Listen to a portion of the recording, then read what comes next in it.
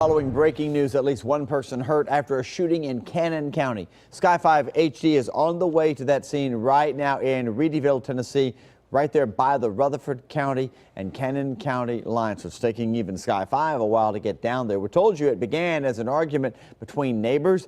No word yet how serious the victim's injuries are or if they have a suspect in custody. We have a call in for more information. Most of those crews probably working the scene down on the ground, and as soon as Sky 5 arrives, we'll update you on that situation. Amy? Well, taking you to Baltimore now. Schools there are closed today amid a state of emergency imposed after violent protests, riots, and looting erupted in the city Monday. The chaos followed yesterday's funeral for 25-year-old Freddie Gray. Edward Lawrence reports from Baltimore, where the National Guard has been called in to help. Thousands of armed National Guard members have taken position on the ground in Baltimore, where tensions continue to escalate over the death of Freddie Gray. Hours after the 25-year-old was laid to rest Monday, the city descended into chaos. Authorities say protesters, many of them teenagers, pelted officers with objects, including rocks and sticks. Police responded with pepper spray. Demonstrators looted stores, damaged cars, and set fires. The governor of Maryland issued a state of emergency Monday night. We had opposite ends of the city pulling us at the same time, so extra resources here will allow us to get on top of the issues at multiple locations. Close to 30 arrests were made and more than a dozen officers injured. As night fell, members of Gray's family emerged to condemn the violence. I want y'all to get justice for my son, but don't do it like this here. Police reinforcements are in place around the city. Baltimore's mayor has imposed a citywide week-long curfew that starts at 10 p.m. tonight. What we're seeing isn't anger, it's destruction of a community. The same community they say they care about, they're destroying. Gray died more than a week ago from a severe spinal injury after being taken into police custody. The newly sworn-in Attorney General, Loretta Lynch, says the Justice Department will send 2 officials to Baltimore as it continues its own investigation into Gray's death. Edward Lawrence for CBS News, Baltimore. And Baltimore's police chief says a report on Gray's death is expected to be sent to the state attorney's office by Friday, but it's not known when that report will be made public. Some new details coming in about a disturbing abduction in Murfreesboro. A 4th suspect has been arrested. Thenneth Sayadath is now facing several charges, including aggravated kidnapping. Police say that this guy helped abduct a woman and then torture her for 2 weeks last month. According to the victim, she was kept at different hotels in Murfreesboro. 3 other people also facing charges. Detectives tell us they think this kidnapping was somehow gang related. They are looking now for possible more suspects. Also, some new details coming in about a shooting that injured 2 students in Murfreesboro. Police say Dartavius Brittenham and Travius Miller, both 19 years of age, were shot at the University Gables apartments off South Rutherford Boulevard around 1:30 Saturday morning. Both taken to Vandy with serious injuries. If you know anything, contact the Murfreesboro Police Department on that.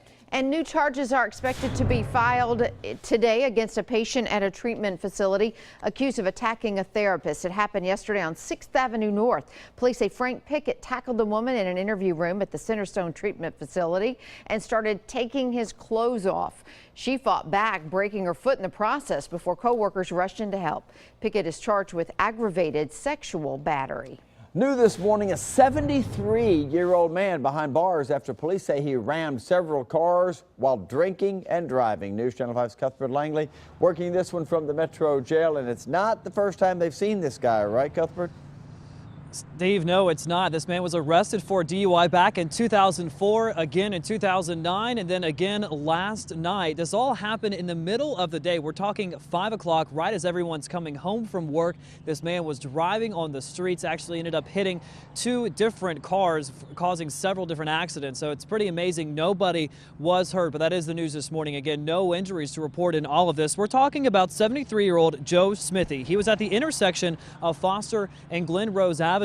Police say he was pulling out of a gas station there, wasn't paying attention, and then drove into a car as the woman was driving down the road.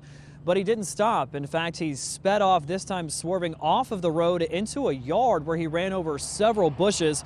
Then this man is accused of swerving from one side of the road to the next on Fox Avenue before deciding once again to do a U-turn and get back onto Glen Rose Avenue. That's when he hit a man head on. That driver ended up hitting another person. So we're talking a 3-car accident right there. Again, though, no injuries to report. Paramedics and officers arrived on the scene, and when they were interviewing the suspect, he admitted to officers that he had between 3 and 6 beers before getting behind the wheel.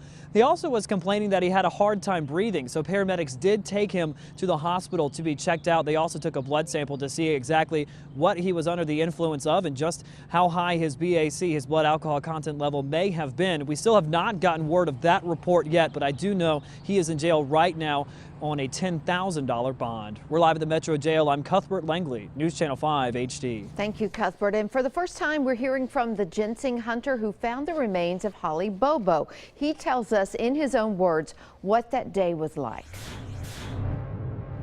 You're standing there looking at remains that you know belongs to somebody that was loved, and you're sitting there looking at the ground when you're seeing your daughter laying there in her face. It hits home. Last September, Larry Stone found the bucket that contained Holly Bobo's skull and other things he's been ordered not to talk about.